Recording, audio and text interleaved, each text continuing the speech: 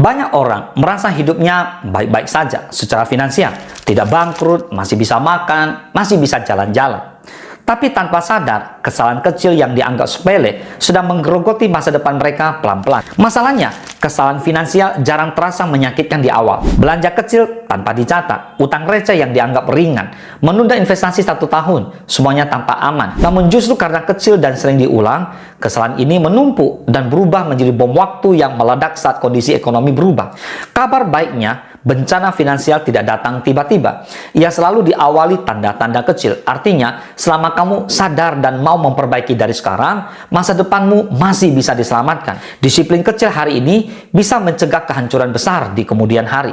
Tak perlu berbasa-basi busuk lagi dan membuang waktu. Let's talk about it. Are you ready?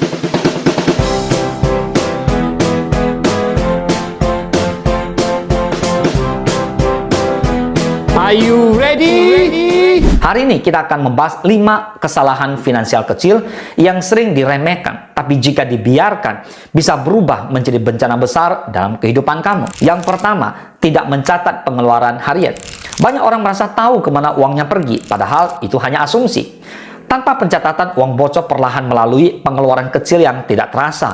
Kopi harian, ongkir, langganan tak terpakai. Dalam jangka panjang, kebocoran ini bisa setara dengan 1 gaji tahunan yang hilang tanpa disadari.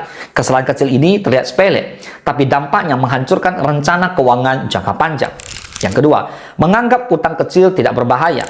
Utang kecil sering dianggap ringan karena cicilannya kecil dan terasa masih aman. Masalahnya, satu utang kecil jarang berdiri sendiri.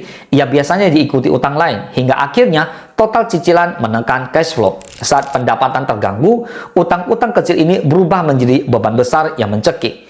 Inilah awal dari krisis finansial yang sering tidak disadari sejak awal. Yang ketiga, menunda menabung dan investasi. Banyak orang berkata, nanti sajalah kalau penghasilan sudah besar. Padahal waktu adalah aset finansial yang paling mahal. Menunda 1 tahun saja bisa berarti kehilangan potensi pertumbuhan yang besar. Kesalahan ini tidak terasa sekarang, tapi akan sangat terasa saat usia bertambah. Menunda investasi kecil hari ini bisa berarti bekerja lebih keras di masa depan hanya untuk mengejar ketinggalan. Yang keempat, gaya hidup naik lebih cepat dari penghasilan. Setiap kenaikan penghasilan sering langsung diikuti kenaikan gaya hidup. Tanpa disadari, standar hidup naik, tapi keamanan finansial tetap di tempat. Kesalahan kecil ini membuat penghasilan besar pun terasa selalu kurang. Dalam jangka panjang, ini menciptakan ilusi kaya, padahal kondisi finansial rapuh dan mudah runtuh saat krisis datang. Yang kelima, tidak punya dana darurat. Mengabaikan dana darurat sering dianggap wajar selama hidup terasa stabil. Namun satu kejadian tak terduga adalah sakit, PHK, atau bisnis sepi cukup untuk mengguncang seluruh keuangan. Tanpa dana darurat, kamu terpaksa berutang atau menjual aset penting. Kesalahan kecil ini bisa menjadi bencana besar hanya dalam hitungan minggu. Mulai hari ini, lakukan 3 hal sederhana. Yang pertama, catat semua pengeluaran selama 30 hari. Yang kedua, hentikan satu kebiasaan finansial kecil yang boros. Yang ketiga, sisihkan dana darurat, meski jumlahnya kecil.